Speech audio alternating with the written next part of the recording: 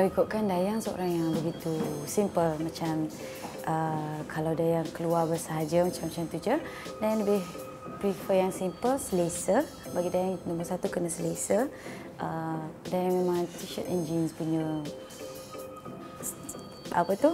jiwa macam tu kan. Tapi untuk stage Dayang faham Dayang perlu ekstra sikit, bukan ekstra banyak daripada pakaian harian Dayang, dan kena sesuai dengan lagu-lagu yang Dayang nyanyikan. Macam Dayang menyanyikan ballad, so kebanyakan atas stage Dayang kebanyakan memakai dress lah.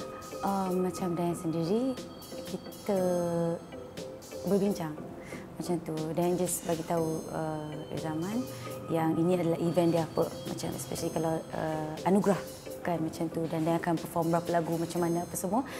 Sebenarnya dengan dia senang je, dan just bagi tahu apa yang dia nak, look macam mana. Dia dah design dia fikirkan untuk Dayang.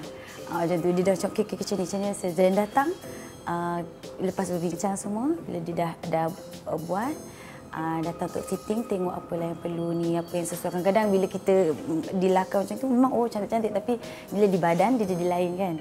Jadi dia try dan try tengok macam mana apa yang bersesuaian. So tapi dengan dia senang. Dan dia kadang-kadang dia nak, sebab dia banyak gerak sini, so maybe sini kena ni sikit, macam tu je. Dan tapi design dia selalunya lebih dia serahkan kepada Zaman sendiri lah. Sebab dia memang percaya dengan dia lah, macam tu.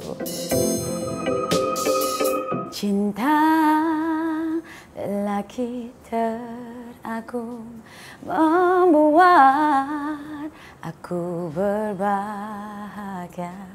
Kaulah kekasih di dunia dan di syurga.